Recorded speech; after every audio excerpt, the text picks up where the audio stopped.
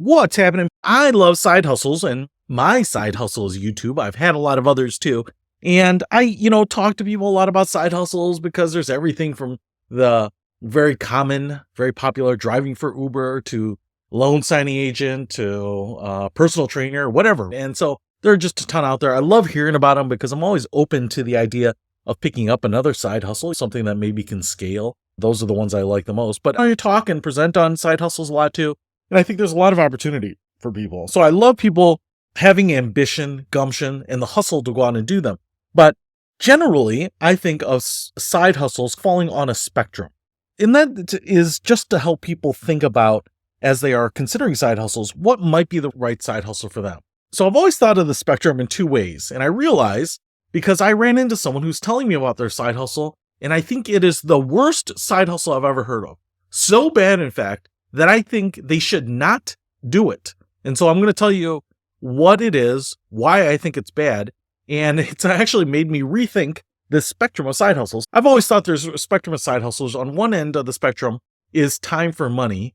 And so it is really you do some work and you get paid for that work. Babysitting, perfect time for money side hustle. If you babysit 3 hours, you'll get paid for 3 hours. If you babysit 5 hours, you'll get paid for 5 hours. There's a lot of side hustles that fall in this realm. You have to put out the effort, the time, and the energy, and then you get comped for that. Now, the amount isn't really relevant, or the rate and the amounts can vary, but it's just that you won't get paid if you're not putting in the effort. One of the things that I think about is a bartender. So a friend of mine, she does bartending on the evenings and the weekends, and it's great, right? That is a time for money side hustle, despite the fact that you can make tips. So that's not really the relevant point.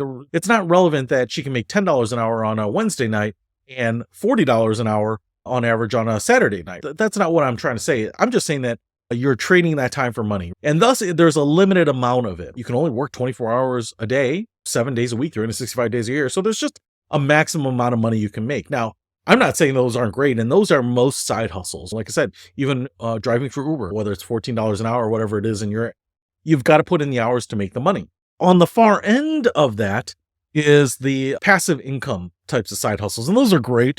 They're the unicorn, the holy grail of it. If you own a property and you paid off the mortgage, that's passive income. What a great side hustle, collecting rents or whatever it might be without the effort. And so those things are, one, they're durable and reliable, regular income that you'll have. And it doesn't matter if you work or don't work. The money is created because of the business you've set up or the mechanism or the investment or whatever it is. It's not based on how much effort you're putting into it. Now, there are some in the middle that I call them scalable, but time for money. And those are interesting too. Say, like, to me, being a real estate agent, you can go out and you can sell and you get comped when you buy or sell a home. And those can be better compensation numbers. But then you can also build a business while you're doing it, recruit some other agents, maybe train, do some educational events, whatever it might be.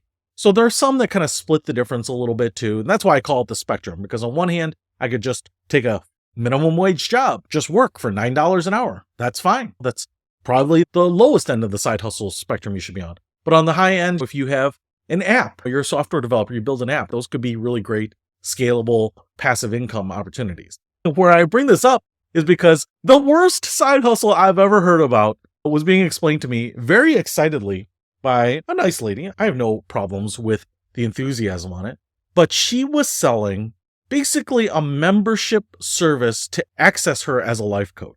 So instead of me telling you that, hey, if you want to connect, have a meeting, those types of things, have a consultation, call me and I'll bill you $100 an hour, $150 an hour, $10 an hour, whatever it is when you need it. She was basically saying, hey, make a one-time payment up front and you will have access to me for life. And so that one-time payment is much higher than the hourly rate for, say, a life coach or any. It doesn't matter to me what it is. I'm just giving you the specific example. But then the idea of that you're on the hook for infinity, or as long as at least you live or are capable of working. I don't care if it's a year or 2 years or 5 or 10 years or 20 years, right?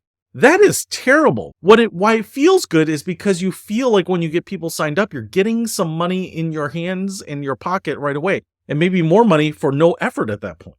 But what you're doing is you're selling the responsibility and the liability forever. It's the worst I've ever heard. And in fact, so much that I think you could easily end up, if you buy into this and subscribe and use this service and make a one-time payment for unlimited membership, she could be doing work for $1 an hour. And not $1 an hour right now, but $1 an hour 10, 15 years from now, where the cost of inflation has reduced that to 25 cents an hour. So it was just the worst. And so when I'm thinking about this spectrum of side hustles, time for money to passive income, this one falls way off the edge that I would never even counsel anyone to consider.